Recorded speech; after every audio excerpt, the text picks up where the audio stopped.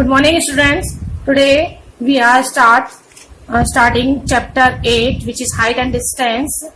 Before this, I request you to complete and clear chapter 6 and chapter 7, which is trigonometric ratios and trigonometric identities.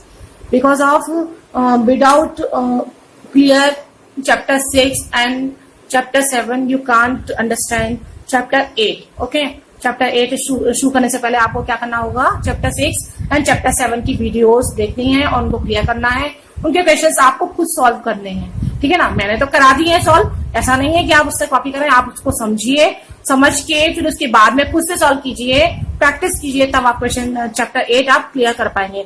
Chapter 8 क्या है, वैसे तो बहुत easy है, बहुत ज्यादा इजी है. इसमें कोई भी आपको डाउट नहीं होगा. बहुत सिंपल चैप्टर है. लेकिन यहाँ पर जो हम फॉर्मूलेज यूज करेंगे, उनको यूज करने के लिए आपको चैप्टर 6 एंड चैप्टर 7 समझना होगा. ठीक है ना. जिसने मेरे वीडियो को अभी तक सब्सक्राइब नहीं किया है, मेरे चैनल को वो सब्सक्राइब कर लीजिए और बेल आइकन को प्रेस कीजिए, जिससे आप मेरी सारी वीडियोस को सबसे पहले, मतलब आप मेरी वीडियोस का जो लिंक है वो सबसे पहले आपको मिल सके. वीडियो को लाइक कीजिए, फ्रेंड्स को शेयर कीजिए. साथ साथ अगर आपको कोई डाउट है या अच्छा लगता है तो कमेंट कीजिए. ठीक है. स्टार्ट करते हैं चैप्टर 8. और हाँ, एक बात और कि मेरे जो वीडियो है उनके नोट्स मेरी वेबसाइट पर मिलेंगे. वेबसाइट है www.ytruchi.weebly.com. ओके. स्टार्ट करते हैं. चैप्टर 8 के प्रॉब्लम सॉल्व करने से पहले हमें कुछ डेफिनेशन समझनी होगी. सबसे पहले है line of site. Line of site क्या होता है? The line of site is the line drawn from the eyes of an observer to point in the object viewed by the observer. जैसे देखिए यहाँ पर इस डायग्राम से समझते हैं लाइन ऑफ साइट क्या होती है. हम यहाँ पर देख रहे हैं, आप देख रहे हैं यहाँ पर, आप यहाँ से ऊपर की तरफ कोई आपको ऑब्जेक्ट दिखाई देता है, तो अपनी आई से उस ऑब्जेक्ट तक की जो हम स्ट्रेट लाइन ड्रॉ करेंगे उसको हम बोलेंगे लाइन ऑफ साइट. ठीक है ना. हमारी आई से जो हॉरिजॉन्टल लाइन हम ड्रॉ करेंगे वो हॉरिजॉन्टल लाइन होगी, क्योंकि हमारे आईज की सीध में. ठीक है ना. हॉरिजॉन्टली हम कोई लाइन ड्रॉ करेंगे. दूसरी बात है ये angle of elevation. Angle of elevation क्या होता है? देखिए, if an object is above the eye then we raise our head to look at the object. The angle formed by the line of sight with the horizontal line is called angle of elevation. देखिए, जब भी कोई object आपकी आंखों की, आपकी सिर के ऊपर होता है, तो हमें उसको देखने के लिए क्या होता है, अपना सिर और अपनी आंखें ऊपर उठानी होती है. यहाँ पर देखिए, हमने या आपने इस ऑब्जेक्ट को देखने के लिए अपनी आंखें ऊपर उठाई, तो ये आपकी आंखों से, आपकी आई से जो ऑब्जेक्ट को हमने ज्वाइन किया, ये लाइन ऑफ साइट है, ये हॉरिजॉन्टल लाइन है. इस horizontal line and line of site के बीच में जो एंगल बनता है उसको क्या बोलते हैं हम? Angle of elevation. ठीक है ना. एंगल ऑफ एलिवेशन तभी बनेगा जब ऑब्जेक्ट आपके आई के ऊपर हो, हेड के ऊपर हो, तभी एंगल ऑफ एलिवेशन बनेगा. नेक्स्ट आपका है एंगल ऑफ, हाँ, एंगल ऑफ एलिवेशन को हम क्या बोलते हैं? एंगुलर हाइट भी बोलते हैं. एंगल ऑफ एलिवेशन को क्या बोला जाता है? एंगुलर हाइट भी कभी कभी क्वेश्चन में लिख दिया जाता है. इस बात को आप ध्यान रखेंगे. अब नेक्स्ट थर्ड पॉइंट आपका angle of depression. Angle of depression क्या है? देखिए, जब भी कोई भी ऑब्जेक्ट आपकी आंखों के नीचे की तरफ है, कहाँ है आपकी, जैसे ये आई है और ऑब्जेक्ट यहाँ पर है, आपकी आंखों के नीचे तरफ है और आपको नीचे करके देखना पड़ता है, तो ये देखिए, ये तो लाइन ऑफ साइट हो गई. ऑब्जेक्ट और आपकी आई के बीच में जो हमने लाइन ड्रॉ की है, स्ट्रेट लाइन, ये लाइन ऑफ साइट है, ये हॉरिजॉन्टल लाइन है.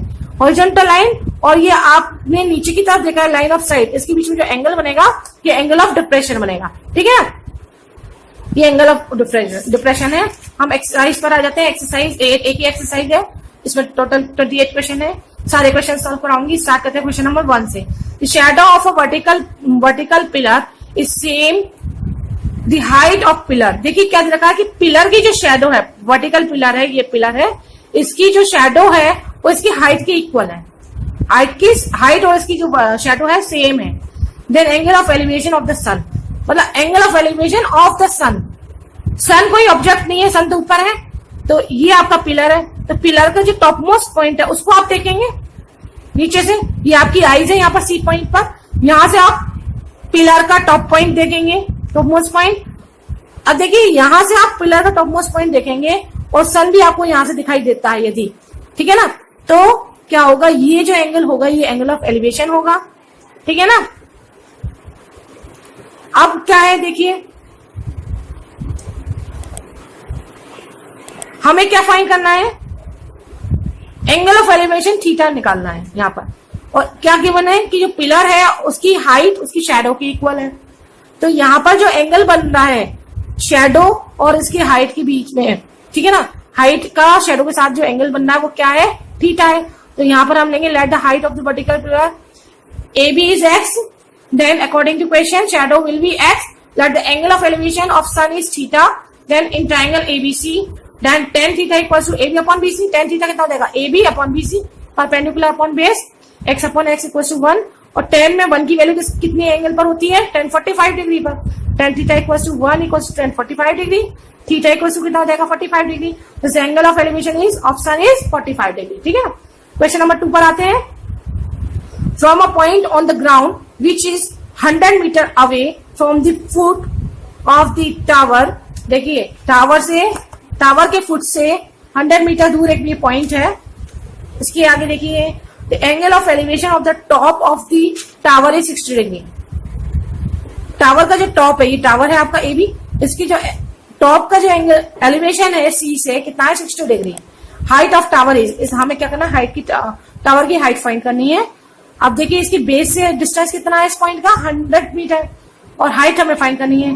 हमारे पास क्या दो साइड, एक साइड की वैल्यू मालूम है, दूसरे की हमें पता करनी है, और ये हाइपोटेन्यूज हमें नहीं मालूम। तो हम कौन सा ट्रिग्नोमेट्रिक रेशियो लगाएंगे, tan थीटा के लिए।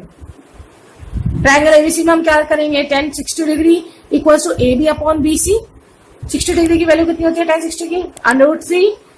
AB कितना है, h अपॉन 100, h की वैल्यू कितनी आ गई, 10√3, sorry 100√3। Thus height of tower is 100√3 metre. Question number 3 is A 15 meter long ladder touches the top of a vertical wall. If this ladder makes an angle of 60 degree with the wall, then height of the wall is, देखिए ladder है, इसकी length कितनी है 15 metre, ये wall को A point पर touch कर रही है, ठीक है ना। वॉल की हाइट हमें पता करनी है, जिस पॉइंट पर टच कर रही है वहां तक की हाइट कितनी है, h है, ठीक है ना। ये आपकी वॉल है, एंगल कितना बन रहा है लैडर और इसके वॉल के बीच में, सॉरी वॉल, ये लैडर कितना एंगल बना रही है हॉरिजॉन्टल के साथ, फर्स्ट से 60 डिग्री। वॉल जितनी वॉल है उसके साथ में कितना एंगल बन रहा है, 60 डिग्री बन रहा है, ठीक है ना। अब हमें क्या फाइंड करना है, h गिवन क्या है हमें, हाइपोटेन्यूज लैडर की। अब देखिए हाइपोटेन्यूज और वर्टिकल, हाइपोटेन्यूज एंड परपेंडिकुलर, इन दोनों की जो रिलेशन बताता है, कौन सा रेशियो बताता है, साइन बताता है। तो sine 60 degree equal to perpendicular upon hypotenuse AB upon AC, h upon 15 degree, sorry h upon 15, h की वैल्यू हमें यहाँ से फाइंड करेंगे, कितना आएगा 15√3 अपॉन 2 मीटर। ये आपका आंसर हो गया। क्वेश्चन नंबर 4 पर आते हैं। From the top of 10 metre height tower, angle of depression at the point on earth is 30 degree, distance of point from base of tower is, देखिए from the top of 10 metre height tower, ये tower है AB, ये tower है, tower के top से एक point है अर्थ पर, उसका जो एंगल ऑफ डिप्रेशन है ये 30 डिग्री आ रहा है, ये पॉइंट है अर्थ पर। Distance of point from base of tower, इस पॉइंट का टावर की बेस से क्या डिस्टेंस होगा ये हमें फाइंड करना है। देखिए टावर की हाइट दी हुई है 100, ठीक है ना, टावर की हाइट कितनी दी हुई है 10 मीटर, और हमें क्या फाइंड करना है, बेस फाइंड करना है। एंगल हमें ये दिया हुआ है, एंगल ऑफ डिप्रेशन। अब आपको मालूम है कि ये दोनों देखो, ये वाली लाइन और ये लाइन AX एंड BC, ये दोनों क्या है आपकी पैरेलल लाइंस है, ये दोनों पैरेलल लाइंस है, तो जितना एंगल ये होगा उतना ये होगा, क्यों, ऑल्टरनेट एंगल्स है, ठीक है ना। तो एंगल BCA कितना हो जाएगा 30 degree. Let the distance from point base of tower is x, हमने क्या किया है, पॉइंट का टावर के बेस से डिस्टेंस x सपोज किया है। अब हम क्या करेंगे, इस ट्राइंगल में ABC में क्या करेंगे, हम tan 30 डिग्री, 10 वाला रेशियो लगाएंगे, ट्रिग्नोमेट्रिक रेशियो कौन सा अप्लाई करेंगे, tan 30 का, क्योंकि हमें हाइट परपेंडिकुलर और बेस दोनों में रिलेशन चाहिए। तो क्या होगा, AB upon BC, tan 30 equals to AB upon BC, 10 upon x, x की वैल्यू फाइंड करनी है, x इक्वल्स टू कितना हो जाएगा 10√3। This is the distance of point from the base of tower, ठीक है ना। क्वेश्चन नंबर 5 पर आते हैं। A bridge above the river make an angle of 45 degree with the bank of river, if the length of bridge above the river is 150 meter, then breadth of the river will be, देखिए ये question है। अब आपको एक बात बता देती हूँ मैं कि जो ब्रिज है वो बैंक ब्रिज जो है ना, रिवर के ऊपर ब्रिज बना हुआ है और रिवर की हमें ब्रिज पूछी है। देखो मैं आपको डायग्राम से समझाती हूँ एक बार। ये आपकी रिवर है, ठीक है ना, ये आपकी क्या है, रिवर है, और ये आपका ब्रिज है जो रिवर के ऊपर बना हुआ है, ठीक है ना। देखिए ये आपकी रिवर है और ये ब्रिज बना हुआ है, ब्रिज रिवर के ऊपर। ब्रिज की सॉरी रिवर की हमें ब्रिज पता करनी है, फाइंड करनी है। जो ब्रिज है वो बैंक से कितना एंगल बनाते हैं, 45 डिग्री। अब देखिए ये इधर भी 45 बनेगा और इधर भी 45 बनेगा, दोनों बैंक से 45 बनेगा। यहाँ पर क्वेश्चन में ये गिवन नहीं है कि किस बैंक से बनना है, क्या इसमें ये भी नहीं दे रखा कि दोनों से बनना है और इसमें ये भी नहीं दे रखा कि किसी एक बैंक से बनना है। तो हम क्या करेंगे, दोनों बैंक से 45 डिग्री का एंगल लेकर चलेंगे, ठीक है ना। दोनों बैंक से क्या करेंगे, ब्रिज का एंगल कितना लेंगे, 45 डिग्री का एंगल लेंगे, ठीक है। अब देखिए 45 डिग्री का एंगल हो गया, ये विड्थ हो गई, हमें ये विड्थ फाइंड करनी है। और ब्रिज की लेंथ हमें पता है कितना है, 150 metre. Let the bridge breadth of the river is x, then triangle ABC. ABC में देखेंगे हमें परपेंडिकुलर और हाइपोटेन्यूज पता है, तो परपेंडिकुलर हाइपोटेन्यूज दोनों के बीच में रिलेशन के लिए कौन सा ट्रिग्नोमेट्रिक रेशियो होता है आपका, साइन वाला होता है। तो sine 45 degree equals to AB upon AC, AB upon AC 1/√2 equals to x upon 150, x equals to 150/√2। अब आपको मालूम है डिनोमिनेटर में रेशनल नंबर नहीं होना चाहिए, तो हम क्या करेंगे, डिनोमिनेटर को रेशनलाइज करेंगे। रेशनलाइज करने से क्या मिलेगा आपको, 150/2, 150√2 अपॉन 2, 2 से ये कैंसिल करेंगे, 75√2 आ जाएगा। तो ब्रेथ ऑफ द रिवर कितनी हो जाएगी, 75√2 मीटर। क्वेश्चन नंबर 6 पर आते हैं। Top of two towers of height 20 meter and 14 meter are joined by a wire। देखिए दो टावर हैं, ये देखिए ये दो टावर हैं, ये दोनों टावर, दोनों की हाइट कितनी दे रखी है, 20 एंड 14। ये 20 मीटर का हो, ये 14 मीटर का है। ये एक वायर से कनेक्ट किया गया है, ठीक है ना। अब इस में if wire makes an angle of 30 degree with horizontal, ये वाला जो वायर है ये हॉरिजॉन्टल के साथ में 30 डिग्री बना रहा है, ठीक है ना, एंगल इसमें बना रहा है। देन लेंथ ऑफ वायर, हमें क्या करना है, इस वायर की लेंथ फाइंड करनी है। तो इसके लिए क्या करेंगे हम, हमें देखिए इन दोनों टावर के बीच की डिस्टेंस नहीं मालूम है और हम इससे पता भी नहीं कर सकते, अभी नहीं मालूम कर सकते। इसीलिए हम क्या करेंगे, सबसे पहले हमें ये डिस्टेंस फाइंड करनी होगी, जो जितना डिफरेंस है ना दोनों टावर की हाइट में, वो डिस्टेंस फाइंड करनी होगी। अब दोनों टावर वर्टिकल खड़ी है, दोनों टावर वर्टिकल है, तो क्या होगा, ये डिस्टेंस और ये डिस्टेंस सेम होगी, ये 14 है तो ये 14 होगी। तो ऊपर की जो रिमेनिंग पार्ट है, जो 20 मीटर हाइट की टावर है, उसका रिमेनिंग पार्ट ऊपर वाला ये कितना होगा, 6 मीटर हो जाएगा, ठीक है ना। AD कितना है, 20, और ED कितना है, BC के इक्वल होगा, तो AE कितना होगा, 6 मीटर, AE कितना हो गया, 6 मीटर।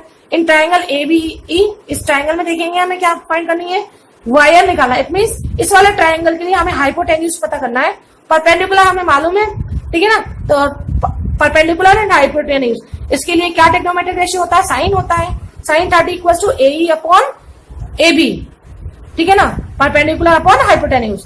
6 अपॉन AB, और AB की वैल्यू हमें फाइंड करनी है। AB क्या, वायर की लेंथ है, AB equals to 6 into 2 equals to 12, length of wire is 12 metre. Question number 7 पर आते हैं। The angle of elevation of the top of the tower from 2 points distance A and B from the base of tower, A is greater than B are 30 and 60 degree, then height of tower is। देखिए tower के top से 2 point है C and D, ठीक है ना, इनकी distance क्या दी हुई है, टावर के टॉप से 2 पॉइंट है C and D, ये दोनों कितना एंगल बनाते हैं, एंगल कितना बनाते हैं, 30 डिग्री एंड 60 डिग्री। C की बेस से, जो टावर के बेस से डिस्टेंस कितनी है पॉइंट C की, A, और D की क्या है आपकी B। यहाँ पर दिया हुआ है ना A is greater than B, इसलिए हम C की डिस्टेंस A लेंगे और B की D की डिस्टेंस B लेंगे। हम इसको A नहीं ले सकते और इसको B नहीं ले सकते, क्योंकि A बड़ा है। इसका मतलब जो पॉइंट दूर है बेस से उसको हम लेंगे A, और जो बेस के थोड़ा पास में है उसको हम लेंगे B, ठीक है ना। हमें हाइट पता करनी है इसकी, तो हम क्या करेंगे, इस वाले ट्राइंगल ABC और ट्राइंगल ABD, इन दोनों में हम triangle ABC and triangle ABD, इन दोनों में हम क्या करेंगे, अप्लाई करेंगे 10, 30 एंड 10, 60 के लिए फॉर्मूला। ट्राइंगल ABC में क्या होगा, ABC 10, 30 कितना होगा, AB upon BC, perpendicular upon base कितना हो जाएगा, H upon A equals to H root दिया गया यहाँ से, ये इक्वेशन 1 है। अब इस ट्राइंगल की बात करते हैं ABD, ट्राइंगल एबीडी में कितना होगा, tan 60 equal to A B upon B D, H upon B, √3 equal to H upon B, B √3 equal to H. अब देखिए आप इक्वेशन 1 में और इक्वेशन 2 में क्या क्या गिवन है हमारे पास। इक्वेशन 1 में a equal to H √3, equation 2 में क्या है, b √3 इक्वल टू एच। हमें तो यहाँ पर h की वैल्यू फाइंड करनी है, हमें तो यहाँ क्या फाइंड करना है, हाइट ऑफ टावर। तो क्या करेंगे बताइए, हम क्या करें कि हमें हाइट ऑफ टावर मिल जाए। या तो हम किसी भी एक इक्वेशन को चूज कर लीजिए, क्योंकि सभी दोनों में h है, ठीक है ना। किसी भी, सपोज ये इक्वेशन है, सेकेंड इक्वेशन, इसमें हमें h फाइंड करना है, तो हमें क्या एलिमिनेट करना होगा, b एलिमिनेट करना है या फिर √3 एलिमिनेट करना है। अब b की वैल्यू हम इससे नहीं निकाल सकते, इस वाली इक्वेशन से नहीं निकाल सकते ना, तो हम क्या करेंगे, इक्वेशन 2 में √3 है और इक्वेशन 1 में भी √3 है, तो हम क्या कर सकते हैं, इक्वेशन 1 से √3 की वैल्यू उठा के यहां रख देंगे हम इक्वेशन 2 में। फ्रॉम इक्वेशन 1 √3 कितना है आपके यहाँ पर, a अपॉन एच, तो हम इक्वेशन 1 से √3 की वैल्यू इक्वेशन 2 में पुट करेंगे। इक्वेशन 2 क्या है, b, √3 की वैल्यू इक्वेशन 1 से कितनी आई है, a upon H equal to H. H की वैल्यू फाइंड करनी है, एच इधर गया, A B equal to H square, H equal to √(ab), ये आपका आंसर है। ओके, क्वेश्चन नंबर 8 पर आते हैं। From the top of a 25 metre high pillar, देखिए पिलर की ऊंचाई कितनी दे रखी है, हाइट कितनी दे रखी है, 25 मीटर, ये पिलर है आपका। The angle of elevation of top of tower is same as the angle of depression of foot of the tower. देखिए ये तो एक पिलर है और ये एक टावर है। पिलर के टॉप पॉइंट से टावर के टॉप का पॉइंट का जो एंगल ऑफ एलिवेशन बनता है, इस पिलर के टॉप पॉइंट से टावर के बेस पर जो एंगल ऑफ डिप्रेशन बनना है, ये दोनों सेम है, ठीक है ना, ये दोनों एंगल सेम है। Angle of elevation of top of tower and angle of elevation of base of tower from top of pillar, ठीक है ना। तो ये दोनों एंगल सेम है, हमें क्या करना है, इस टावर की हाइट पता करनी है। इसके लिए क्या करना होगा, देखिए मैं आपको बता देती हूँ। ये हम दो ट्राइंगल ले लेते हैं, ये हॉरिजॉन्टल लाइन मैंने ड्रॉ की है, ये दो ट्राइंगल लिए हैं। ये देखिए ये एंगल कितना है, थीटा, और ये भी एंगल थीटा है। सपोज किया हमने, ये एंगल थीटा है, ठीक है ना। ये हॉरिजॉन्टल लाइन है, ये सेम है, इक्वल है। ये वाला एंगल कितना है, दोनों 90 डिग्री। इट मीन्स क्या हुआ, triangle AED and triangle BED, ये दोनों क्या होंगे, कॉन्ग्रुएंट हो जाएंगे। Triangle AED and triangle BED are congruent, ठीक है ना। अब जब ये दोनों कॉन्ग्रुएंट है तो क्या होगा आपका, जब ये दोनों ट्राइंगल कॉन्ग्रुएंट है तो फिर क्या होगा बताइए, ये जो रिमेनिंग एंगल है ये भी इक्वल हो जाएगा, ये दोनों एंगल भी इक्वल हो जाएंगे नहीं हो जाएंगे। Angle EAD, angle EAD equals to angle EBD, ये दोनों एंगल भी इक्वल हो जाएंगे। अब ये दोनों एंगल इक्वल है, ठीक है ना। ये तो हम अलग अलग ट्राइंगल की बात कर रहे थे, इट मीन्स ये दोनों ट्राइंगल्स क्या हो गए, कॉन्ग्रुएंट हो गए, तो ये वाले दोनों एंगल भी इक्वल हो गए। जब ये दोनों एंगल इक्वल है तो हम इस पूरे ट्राइंगल की बात करें ABD की, इस ABD में ये वाला एंगल इसके इक्वल है, तो क्या होगा, इनकी अपोजिट साइड भी इक्वल होंगी। अपोजिट साइड कौन सी है, इसकी अपोजिट साइड कौन सी है, DB, और इसकी अपोजिट साइड आपकी D है। AD एंड BD दोनों इक्वल हो जाएंगी। देयरफॉर ट्राइंगल ADB क्या होगा, एक आइसोसेलेस ट्राइंगल होगा। इसका मतलब क्या हुआ कि ये वाला साइड और ये साइड इक्वल होंगे। आइसोसेलेस ट्राइंगल है, आइसोसेलेस ट्राइंगल में क्या होता है कि जो ये वाला एंगल है कौन सा, जो सेम नहीं है। आइसोसेलेस ट्राइंगल में जो एक एंगल सेम इक्वल नहीं होता है, उसमें क्या होता है, उसका बाइसेक्टर अपोजिट लाइन को इक्वल पार्ट में डिवाइड कर देता है, इक्वली डिवाइड करता है। तो ये वाला, ये साइड AE की लेंथ इसके इक्वल हो जाएगी, ठीक है ना। ये साइड इसकी इक्वल हो जाएगी। इट मीन्स क्या होगा, BE equals to AE, BE equals to कितना हो जाएगा, AE हो जाएगा। और BE की वैल्यू कितनी है, DC के इक्वल है। BE की वैल्यू कितनी है, DC के इक्वल है। तो BE equals to AE equals to DC equals to 25। इसकी वैल्यू 25 और इसकी वैल्यू 25, कितना हो जाएगा, the height of the tower is AE plus EB 25 plus 25 50 metre. ये आपका आंसर होगा। क्वेश्चन नंबर 9 पर आते हैं।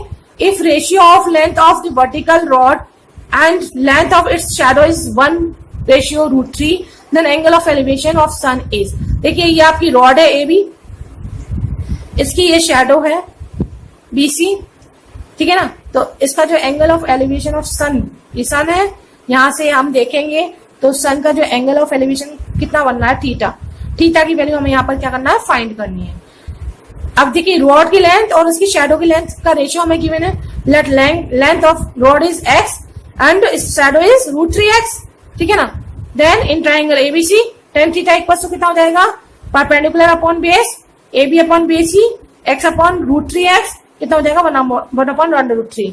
अभी बताइए tan में 1/√3 किस एंगल पर होता है, tan में 1/√3 होता है tan 30 डिग्री पर, तो थीटा इक्वल टू 30 डिग्री, ये आपका आंसर हुआ। नेक्स्ट क्वेश्चन और लास्ट क्वेश्चन इस वीडियो का। Slope of the hill makes an angle of 60 degree with horizontal. देखिए हिल है, ये आपका क्या है, ये हिल है, हिल का स्लोप है, इसकी लेंथ कितनी है, सॉरी ये हिल है और ये हिल और हॉरिजॉन्टल के साथ में 60 डिग्री का एंगल बनाती है। If two reach the top पर पहुंचने के लिए, हिल की टॉप पर पहुंचने के लिए 500 मीटर डिस्टेंस कवर्ड करना पड़ता है। मतलब टॉप पर जाने के लिए ऐसे ही तो जाएंगे, हिल पर, हिल की जो स्लोप है उसी की साइड तो जाएंगे, ऐसा तो सीधा चढ़ ही नहीं सकते, ठीक है ना। तो स्लोप की साइड में जाएंगे तो ये कितना, हिल का स्लोप कितना है, 500 metre. Height of the hill, हमें इस हिल की हाइट पता करनी है। तो height and hypotenuse, perpendicular and hypotenuse में जो रिलेशन होता है ट्रिग्नोमेट्रिक किस रेशियो में होता है, ट्रिग्नोमेट्रिक के साइन में होता है। That the height of the hill is x, then triangle ABC में क्या होगा, sine 60 degree equals to AB upon AC h upon 500। h की वैल्यू कितनी आ जाएगी यहाँ से, 250√3। Height of hill is 250√3। This is the 10th question and last question of this video. अब इसमें टोटल 28 क्वेश्चन है, कल मैं कराऊंगी आपको 11 से, ठीक है ना। इस चैप्टर के जो एग्जाम्पल्स हैं मैं आपको एक्सरसाइज कंप्लीट होने की बात कराऊंगी। एग्जाम्पल्स में आपको थोड़ा समझना होगा, कुछ ट्रिकी एग्जाम्पल है इसमें और इम्पोर्टेंट भी है एग्जाम की पॉइंट ऑफ व्यू से, ठीक है ना। तो इसके लिए आप क्या करेंगे, पहले आप मेरी एक्सरसाइज कंप्लीट कीजिए ये, और उसके बाद में मैं आपको सारे एग्जाम्पल एक्सप्लेन करूंगी। बहुत सिंपल एक्सरसाइज है, इजी है, और यदि समझ में नहीं आती तो आप इसको रिमाइंड करके बार बार देखिए तो आपको अच्छे से समझ में आ जाएगी, ठीक है ना। Thank you, take care and bye bye.